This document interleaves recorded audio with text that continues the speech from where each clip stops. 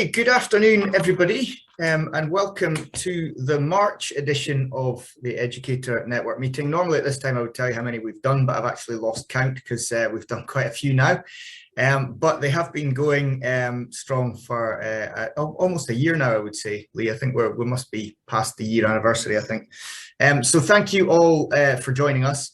We're going to break slightly with the tradition of the last year in that we're not going to focus on the BPS undergraduate core curriculum, but I have been told by this afternoon's presenters to kind of keep that in your mind if it's relevant to you as we kind of move through the session.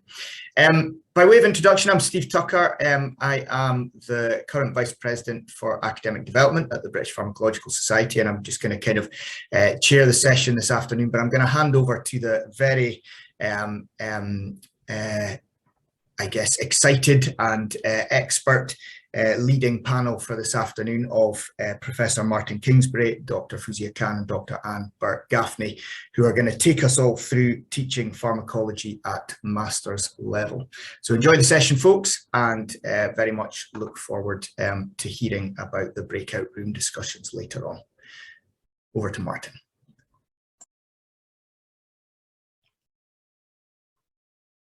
Thank you, Steve. So hopefully I've shared my screen with you and you can all see, or will soon see, my title slide. So thanks for that introduction. And I want to start by sort of saying that I'd like to keep this as sort of informal and practical as possible. And it's great to see so many eminent people interested in teaching pharmacology still. So hopefully this will be a very useful, practical session for you. So just to introduce myself slightly, so I started off life as a pharmacologist, and like many pharmacologists, I didn't take a sort of straightforward route. I started off with a degree in applied biological science and specialized in physiology and pharmacology, then did my PhD in pharmacology in Bath and did postdocs in Bath and in Tohoku University in Japan and St Mary's Hospital in London. But for the last almost 20 years, I've been concentrating on education, and I'm Professor of Higher Education in Imperial College London, and I direct the Centre for Higher Education Research and Scholarship. So I consider myself a sort of pharmacologist at the core, but now really I'm teaching people how to teach and supporting teaching across all of the STEM disciplines at Imperial. And with today's session, I wanted to have a look at really whether there was some benefit in using some educational theory, particularly around threshold concepts and signature pedagogies, as a way of pragmatically thinking about teaching pharmacology specifically at master's level. And I know you've done a lot of work on the undergraduate core curriculum, but I think the postgraduate curriculum, and particularly taught postgraduate, is increasingly important and actually is a key stage for pharmacology, perhaps particularly. So I don't want to get too detailed or too worried about the detail of the educational theory or literature around here. It's really about introducing it as an idea to see whether it provides a sort of practically useful framework for you to think about things. So I don't want you to get too hung up in the theory. And I apologize, I know some of you may be very familiar with these ideas already. Some of you may not be so familiar. So I've tried to pitch it at a level which I hope is useful to everyone. And if there are questions, you know, there will be a chance at the end and in the breakout discussions. So I thought it was probably useful very briefly to think about what the history of pharmacology is. And, you know, arguably pharmacology started with sort of herbalism and using plants for medicinal and health properties.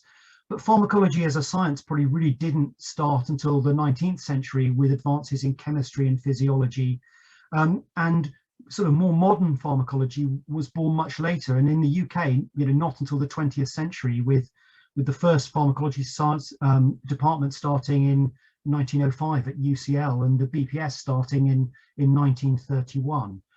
And actually more recently, in the 21st century, pharmacology has arguably got even more complicated and even more important as we're trying to work towards using pharmacology together with lots of other biomedical sciences to really support a whole new personalized view of healthcare in a much more complex society that's aging and presenting with multiple comorbidities. So pharmacology, I think, is as relevant or more than ever, and its teaching and its definition is perhaps really more important to look at. And I guess the point I want to make with this history is that pharmacology as a discipline has always been sort of multi or interdisciplinary in nature. It's always been linked to a wide range of other biomedical and related disciplines. And that sometimes makes it very difficult for us to decide exactly what pharmacology is and what's important when we teach it. How do we distinguish the sort of, I don't know, biological science or genetics or you know, chemistry that's part of pharmacology, and how do we distinguish that between the chemistry and molecular science that's actually not really part of pharmacology, it's part of its own discipline. And I think this is particularly true at master's level pharmacology. And from the UK contents, we've got the QAA that sort of defines master's level 7 qualifications as requiring a sort of systematic understanding of disciplinary knowledge, and for the students to have a critical engagement with that knowledge and be able to evaluate its use, and to then use that evidence-based theory in appropriate practical skills for research and evaluation for the discipline, and for master's level to be what the QAA say is at the forefront of discipline and academic and professional practice.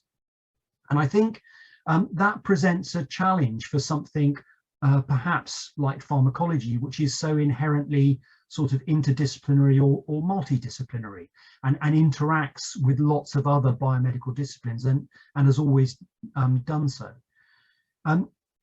Even more important perhaps at the postgraduate master's level is that we have students from multiple different populations, multiple different backgrounds interested in studying pharmacology at master's level. So we've got this heterogeneous group of students looking to study in pharmacology, and there's also a sort of heterogeneous sort of onward trajectory that they're aiming at. They're not necessarily aiming for a sort of narrow career in pharmacology, but can go into a variety of things. They may go back to their primary discipline from whence they came. They may go to the pharmaceutical industry, you know, more clinically related studies.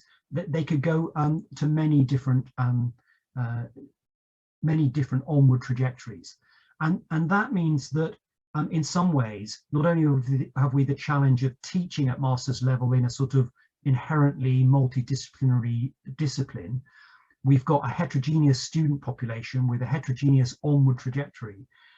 And we've got the fact that I think, even from the historical perspective, the sort of postgraduate level has always been very important in pharmacology as sort of defining the professional identity, in that most people who would identify as a pharmacologist will have studied at least a master's level and beyond. So in contrast to some other subjects where master's level study is a useful add-on and specialization, it's really at master's level where we really, I think, define people as pharmacologists. So that led me to think, is there anything in the educational theory and literature that might be useful to help us think about that? And some of you may be aware already of the idea of threshold concepts. And they came out of Jan Mayer and Ray Land's work in the early 2000s, which was born out of really looking at the disciplines, initially in economics.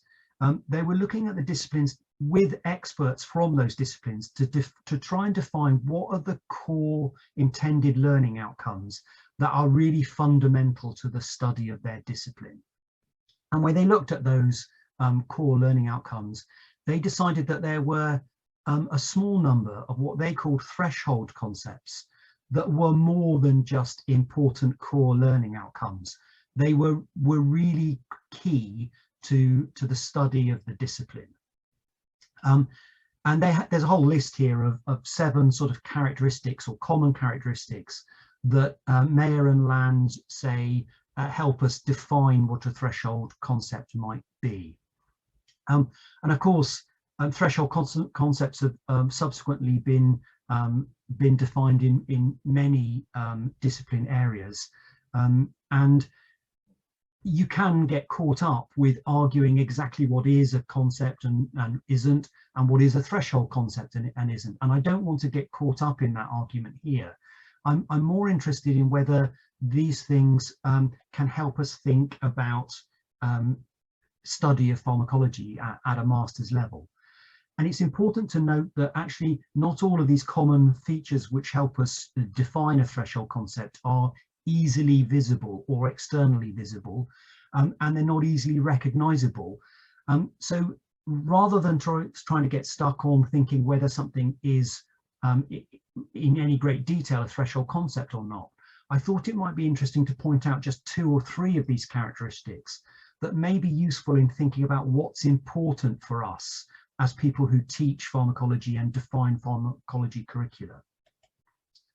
So I want to start with this idea of troublesomeness. So Mayer and Land say that threshold concepts are often associated with troublesome knowledge, and troublesome knowledge was defined by David Perkins slightly before threshold concepts, and Mayer and Land borrowed Perkins's idea of troublesomeness, and they say that threshold concepts are important, and they're linked to various types of troublesome. But the important thing about it is that the troublesomeness is often what is the first thing we as teachers and designers, and indeed students, see that might give an indication that a threshold concept is a threshold concept and is important. It's the sort of concept which you can predict most students are going to struggle to engage with. There will be some degree of difficulty and challenge, irrespective of their background knowledge and starting points. Of course, there will always be individual variation, but this is something that's predictably troublesome. More important, I think, as educators, we can often see that this troublesomeness is sort of pedagogically purposeful. In other words, it's the sort of difficulty that is really worth our students engaging with, because engaging with it has a real benefit. It's not the sort of difficulty that is just one to try and ignore or get over. It's the difficulty that helps them really get to grips with the discipline and the subject matter. The other aspect of threshold concepts that I think is worth thinking about in a little bit more detail is this idea that they are integrative. And what that means is that they often sort of join bits of important information together, not just as key bits of knowledge that join other bits of knowledge together. They often join knowledge in levels of understanding as well. So by gaining a threshold concept, you often open up a new way of thinking about things. And again, this can be visible to us as teachers and designers at the level of curriculum design. In other words, these are concepts or ideas or skills that we think are crucial to the structure of our course, because we know that they link ideas together. But they also can be visible because when students successfully engage with them, they're often associated with that sort of visible eureka moment where the penny drops and student understanding suddenly takes a big step forward. So they are they're integrative in that they help students join information together and make new sense of the topic, and they lead to a much greater understanding, often but not always signaled by this sort of eureka moment where students themselves realize that a whole new area of understanding has been opened up to them. We're not going to have a huge amount of time today to talk more about this, but another way that they're visible is if you look at concept mapping and you get students or experts to concept map a discipline area or an area within a discipline. the threshold concepts often form sort of key nodes in that concept map. They often are the sort of key bits that are connected to lots of other things. And that concept mapping is another way of identifying them. And that reflects the fact they are often key things that enable people to connect things in their own head, in their own personal schema, their own internal schemata of how things work and fit together. And often when you gain a concept, a threshold concept, it causes a change in your personal schema. And if you're drawing them, it will often change or significantly alter a concept map that you draw that represents that personal schema of understanding. The last thing I want to sort of talk about in terms of threshold concepts and the visible things that might be useful for us to consider is that the concept map can often transform understanding, and Mayer and Land saw it as a portal or portals opening up to a new and previously inaccessible way of thinking about things. So the idea is the students engage with this sort of pedagogically useful troublesomeness. They struggle with it, they learn, and in struggling, they form new understandings, integrate new material together. And that process is transformative, not only of their understanding and their way of thinking about things, but it also goes beyond that into ways of doing things and applying that knowledge, and even more in changing their identity and their confidence with the subject. So threshold concepts are really useful in that they can be key areas that help transform our students into higher level understanders, which links to this idea of mastersness, but also transforms their identity, perhaps from other disciplines or an uncertain student identity, into someone who would more readily identify as a pharmacologist. And for that reason, I think the ideas around threshold concepts can be really useful for us as teachers when we design and when we assess and when we define our own curriculum and indeed our own discipline area. The next thing that I'd like to introduce is this idea of signature pedagogies. And again, you may well be familiar with this, but Lee Schulman, who's an American educational psychologist at Stanford, he introduced this idea of signature pedagogies as a sort of type of teaching that organizes the fundamental ways in which future practitioners are educated in their new professions. And he started thinking about this link to professions, which is very relevant for pharmacology, but it's subsequently been adapted and sort of broadened to include all disciplines. And it comes with this idea of it's not just how we teach, it's more than the common teaching practice. It's the way we expect our teaching and our educational interactions to happen, such that they change what's called disciplinary habits of mind,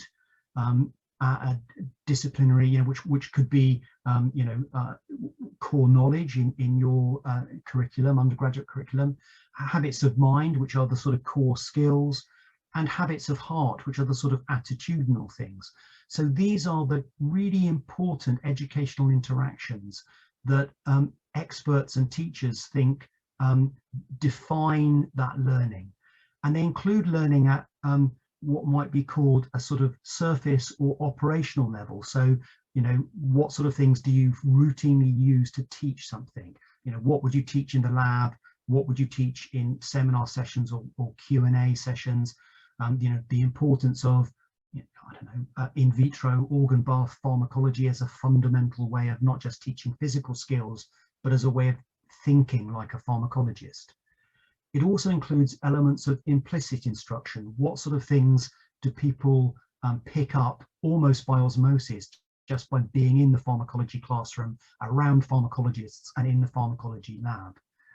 But it goes more than that. It goes to those deep underlying things, that the assumptions and values and ways of thinking and ways of being as a pharmacologist. So signature pedagogies are a good way of sort of defining disciplinary knowledge and how it's applied. They're also linked to how we define and recognize disciplinary expertise, and not only as a community, as a sort of discipline community, but also at a smaller level. What sort of things do we assess? What sort of things do we think really count? What makes us think actually this person is a good pharmacologist or a good student? And when you think about those things, the sort of underlying educational interactions that underpin them, that would be the signature pedagogy. So as far as I'm aware, no signature pedagogy has actually yet been defined or published for pharmacology. So maybe that's an invitation to some of you out there as a potential future publication.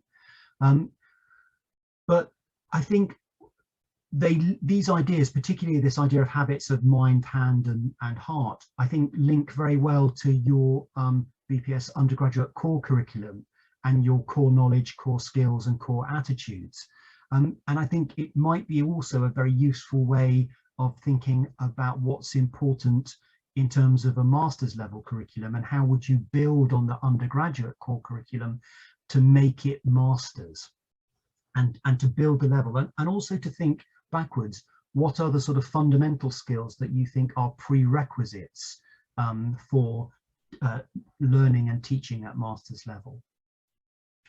One of the challenges is that pharmacology sort of concerns everything from drug design to the mode and action of interaction of drugs and endogenous substances, and how they interact with all sort of physiological systems in health and disease, and how they can be manipulated in sort of advanced and personalized therapeutics. So it's a huge area.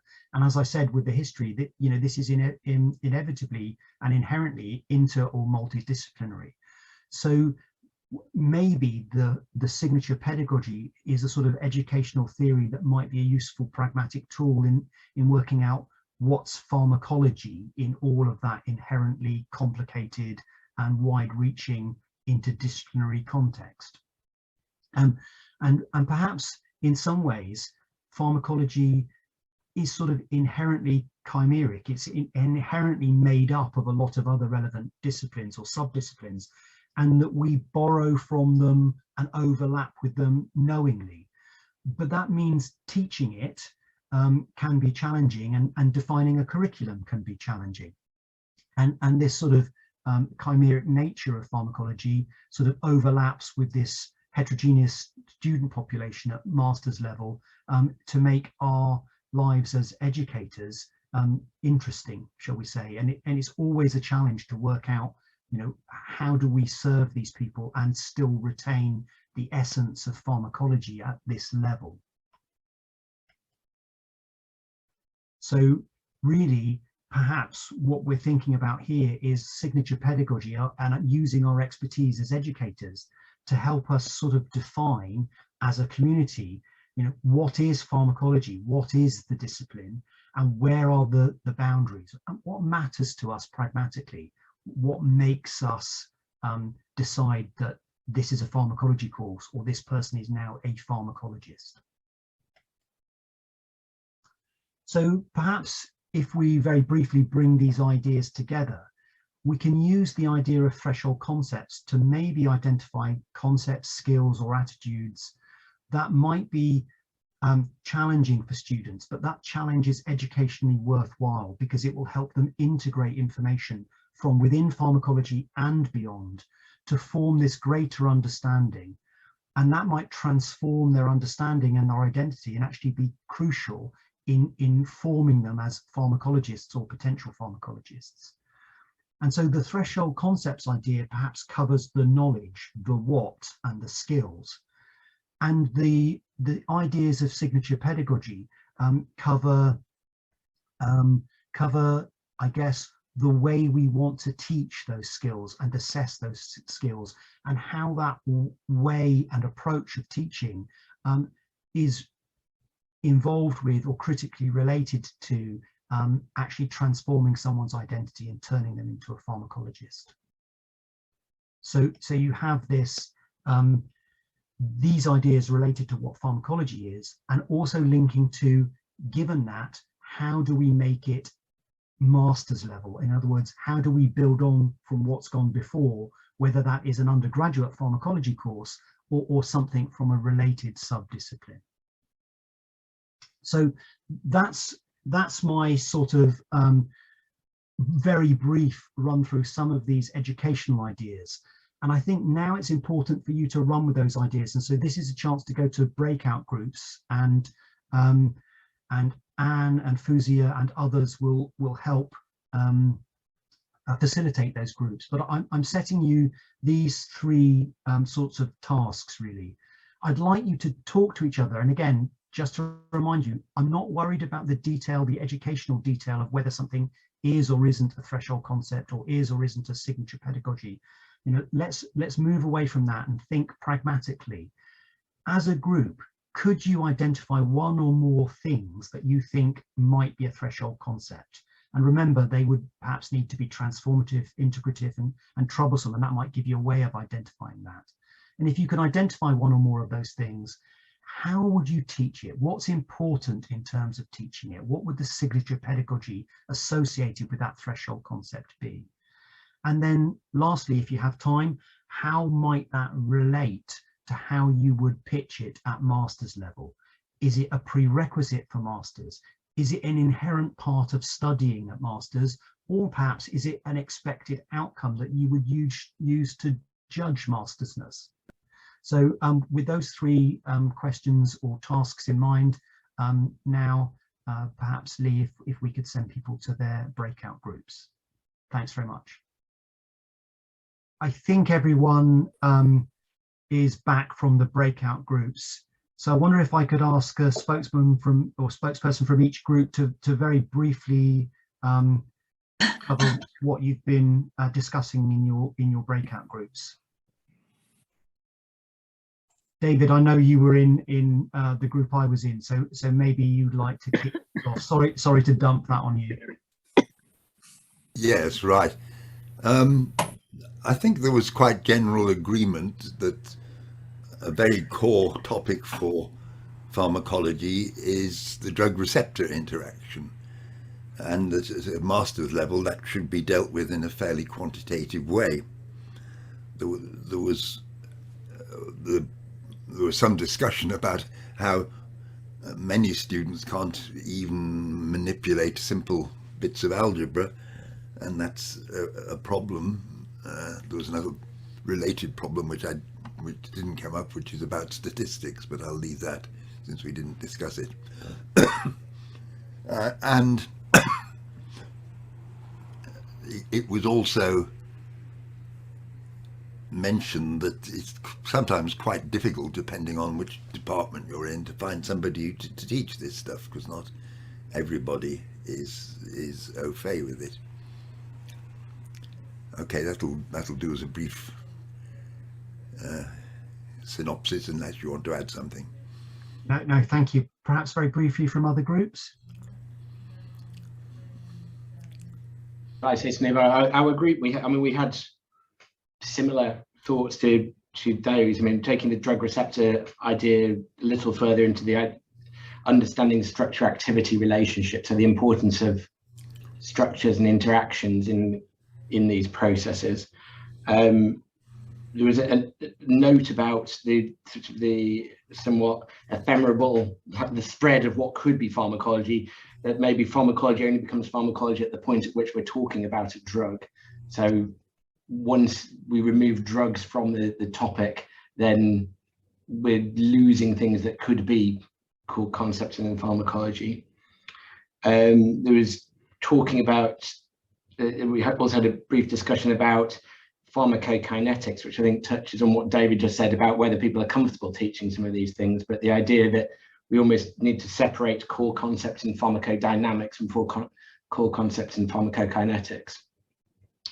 And yeah, I think the general idea as well that some of these concepts, linking back to about who is comfortable teaching them, there are some of the concepts that are potentially challenging enough that people teaching them may not have full understanding of the areas, and whether at that point we have a problem defining something as a core concept in pharmacology if pharmacology educators, pharmacology professionals can't fully articulate it. Yeah, thank you, Andy, and that's a good point. And as David mentioned, we discussed some of that in terms of where you have sort of borrowed expertise from associated or related subdisciplines. Sometimes you need that to teach that bit of discipline, but also there's a risk that there's then an assumed expertise in pharmacology that isn't always there. Somebody from one of the other groups? Hi, Martin. I can come in and report on our group if that's okay. So we had kind of two strands of discussion, one of which follows on a lot from what Andy and David have already said about sort of pharmacokinetics and I guess a lot of the maths and modeling that underlies pharmacokinetics, and that definitely represents a threshold concept. And I think that once students acquire that troublesome knowledge, I think they can then see how it integrates with other areas, so they, how to administer the drug in the clinic, how we might think about other routes of administration for that drug. And it does kind of open up a lot of connections to other areas of the pharmacology program. We had a more general discussion about sort of critical analysis of pharmacology literature. And while that wasn't distinctly a pharmacological thing, unless it's specifically pharmacological literature, but that critical analysis part and the ability to critically analyze and feel comfortable and confident to critically analyze, we felt was a really important barrier to overcome, especially as you progress from undergraduate to postgraduate. And in many ways, the comfort and confidence to be critical of published literature is almost a distinction between undergraduate and postgraduate study. And that's kind of where we finished. Yeah, brilliant, Steve. Thank you very much. I can see a hand up because I've got so much open on my screen. I can't quite see who it is, but it's Maha Martin, and she was one of my group. But Maha, please go ahead. Yeah. Okay. Thank you for the. Actually, thank you for allowing us to actually share our ideas here in this common platform. We chatted a little bit on the course that I'm giving on pharmacogenomics for the master's students, and for this course in particular, we need the students to learn about genomics and genetics, about, of course, the basic concepts of pharmacology, the kinetics and dynamics, because this allows them to understand how the pharmacogenomics can be applied or can be translated into the clinic, and also bioinformatics, because many data sets may be used for, especially if we are talking about pharmacogenomics for cancer, for example. So it's a sort of integrative approach. And actually, I learned from Fawzia a little bit about also the transformative approach, because bioinformatics by itself is a new concept for most of the students. And as you mentioned, we sometimes use expertise from other disciplines.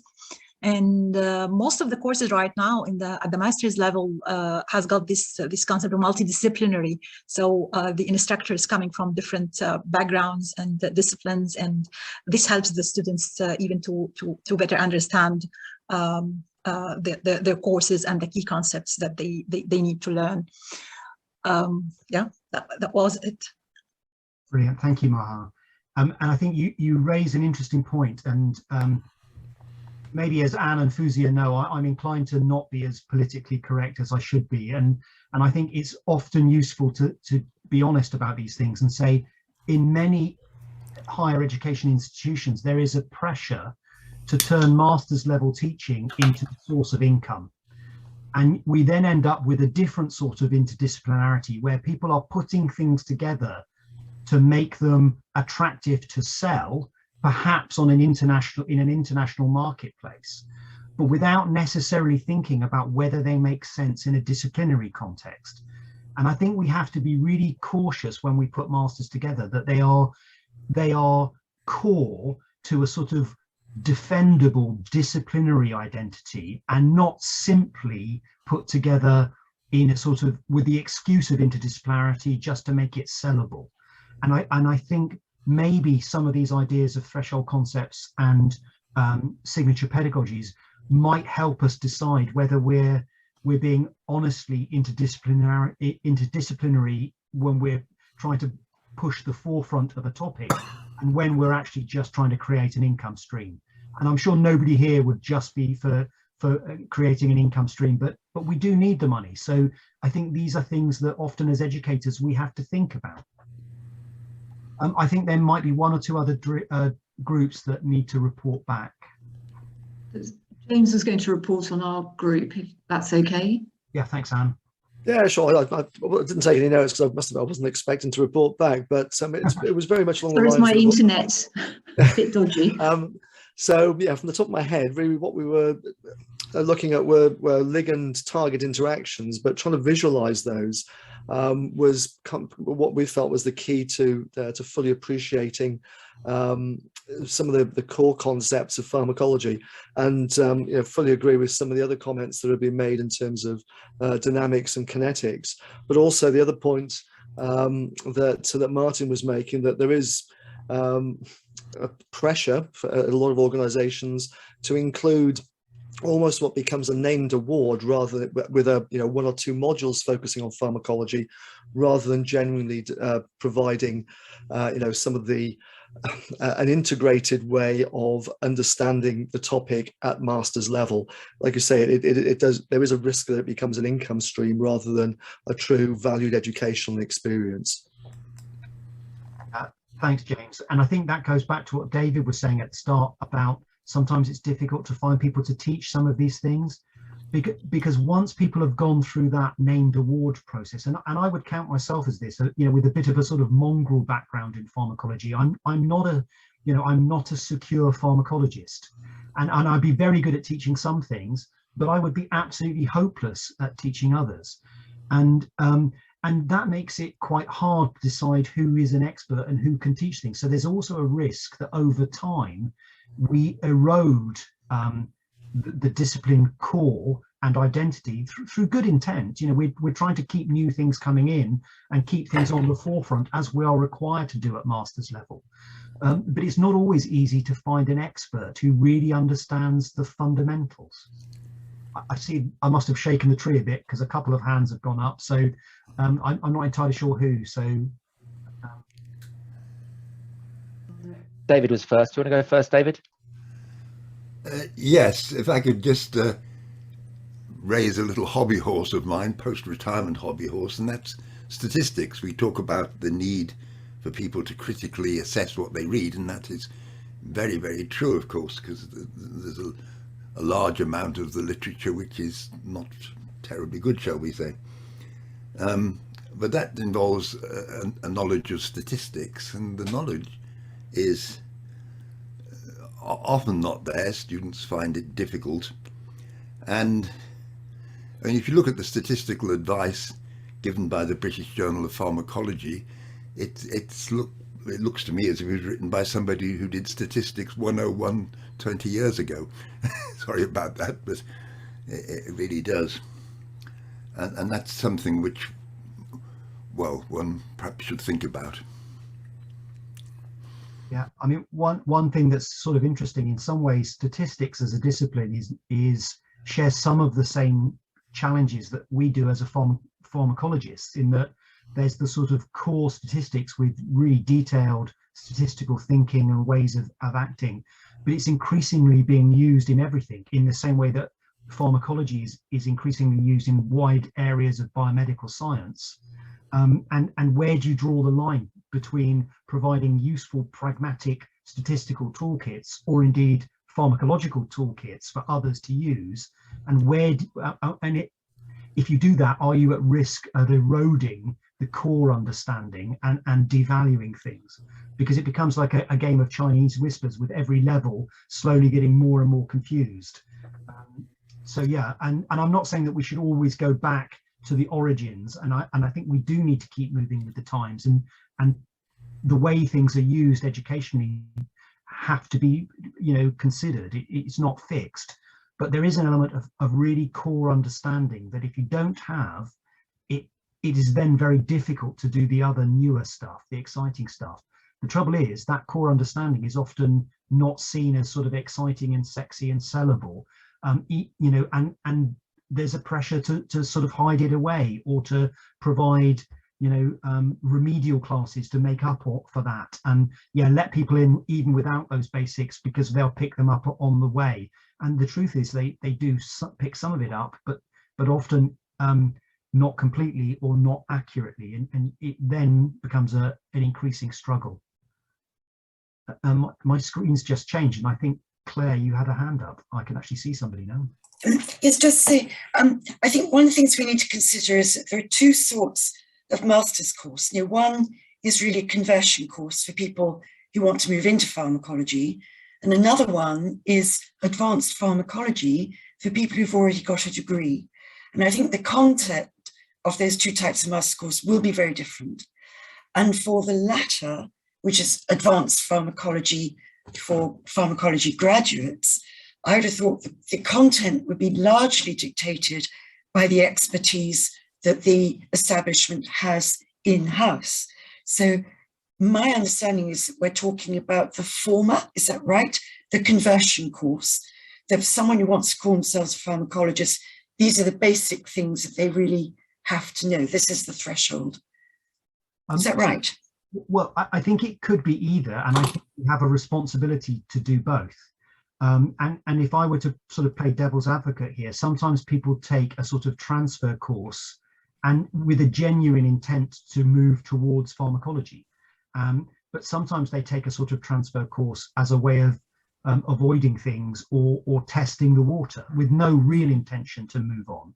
And both of them have you know, some benefit, and they often go into these courses with one thing in mind and are changed by the experience. And if we provide a good course and good teaching that's relevant and on the cutting edge, we can change more people's minds and win people over.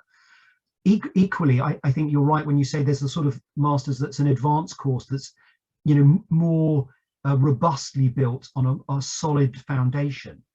And historically, certainly what you describe is true, where the nature of the course reflects the interests and the research and expertise of the department hosting it.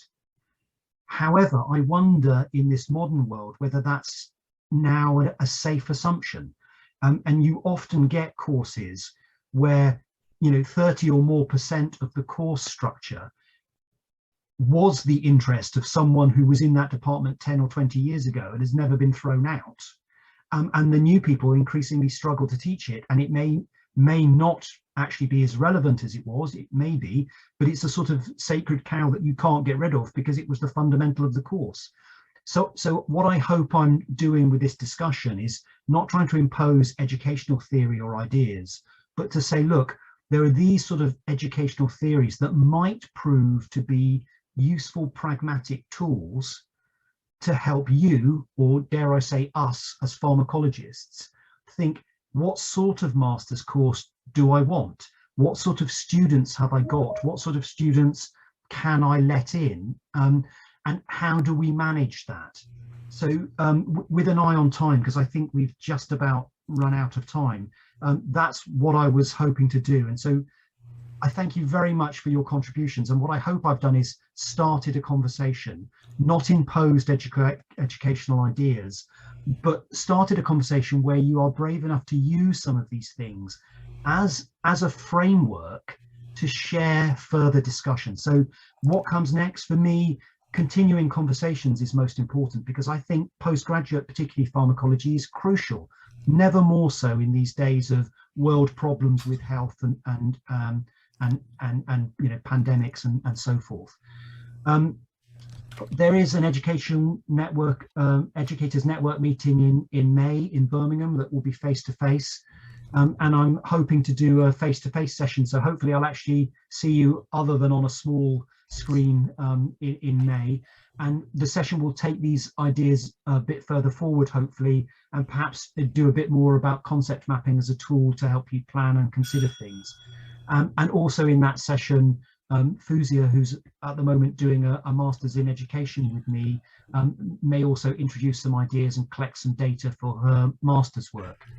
And I'd also want to very briefly mention Anne Burke-Gaffney's project, Educational Research Grant, One Step Beyond Madness or Not, mapping of masterness for postgraduate pharmacology. And just to be clear, that this session I'll come in a minute. wasn't actually about mastersness, the facets of mastersness, but the thinking around it might help that. So if you're interested in this, you know, please do talk to Anne or continue talking to Anne, and again, maybe we can take that conversation forward at that meeting. So thanks very much for listening to me, and it's been great to hear some of your discussions. And you know, I guess I'd finish by saying, however you think about it, and whether or not you consider I'm still a pharmacologist, it's still dear to my heart, pharmacology. And I think never has there been a time where pharmacology teachers have had so much responsibility for really having good evidence conversations about what pharmacology is, what's important, and how to take it forward. Because I think it is one of those disciplines that is inherently interdisciplinary and is therefore at risk of being swamped by other things and losing definition and losing clarity about what's important. So thank you very much indeed for your time.